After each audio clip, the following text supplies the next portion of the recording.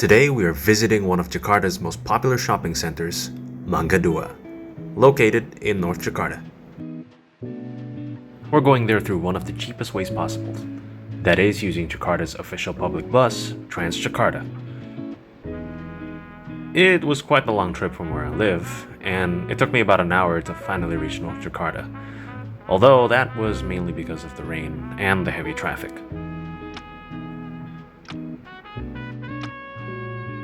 Once we got there, we tapped out of the station and went over this little bridge above the road. That building over there is the place.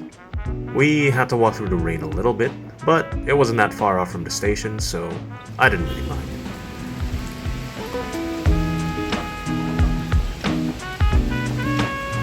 That's the place. Once inside, you'll be instantly met with loads of stuff already. Well, it is a shopping center after all, so that is to be expected. And what you're seeing here is merely just the entrance.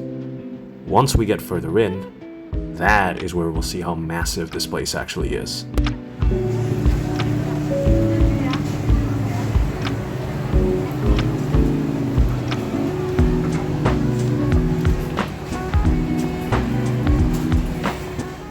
Before we got to shopping though, we had to get lunch first. So we took a small trip to one of the many foods you can find here. I decided to get some soto, which is a kind of hearty soup made with broth, meat, and veggies. And I also got myself some siomai, since I wasn't that full just yet.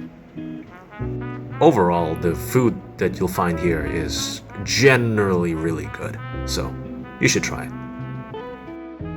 Now, while we're here, let's talk about Mangga Dua itself. Mangga in Indonesian means mango. Why mango? I'm not exactly sure myself, but apparently there used to be a lot of mango trees and other fruits in this area back in the 18th century.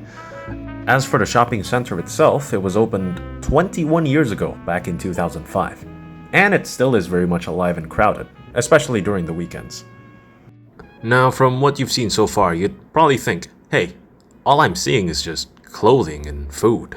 And you're right, clothing and textiles are kind of the primary thing you'll find here, but there's actually so much other stuff that you can find in here as well. The first thing that caught my attention was this area filled with video game stuff. They sell consoles from Nintendo to PlayStation, as well as the controllers and, of course, the games themselves.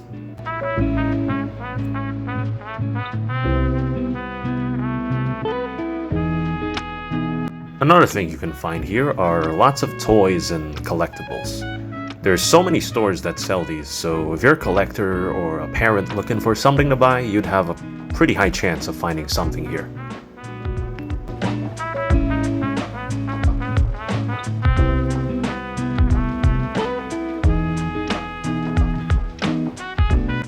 Although, do keep in mind that some of these are very likely to be bootlegs, so I suggest you do some research first before buying any of these. Other than games and toys, they have a whole section dedicated to bags as well. Again, some of these are very likely to be bootlegs, so be mindful of what you buy. This place is absolutely massive, and the interior is essentially a maze due to the amount of stores inside. There is a pretty big chance that you might get lost here, so I suggest you come with someone that knows their way around. Even so, there's always security guards around that can help you find your way, and even the store owners are usually kind enough to help you out as well, so don't be afraid to ask. Overall, if you're around the North Jakarta area, do come visit Mangga Dua if you have the chance. Even if you're not looking for anything in particular, chances are you'd find something that you like. I think it's totally worth it if you're into shopping or just traveling in general. Now, due to high traffic, I had to take a small detour to a different station. Luckily, there's plenty of other transportation alternatives, such as this bajai, or apparently it's called auto rickshaw in English.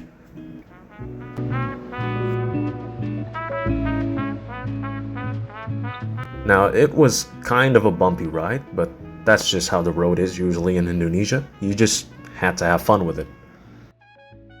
After that fun ride, we finally reached the Transjakarta station once again. So we tapped in and waited for the bus to arrive. Once it arrived, I quickly took a seat, and it was finally time to go home.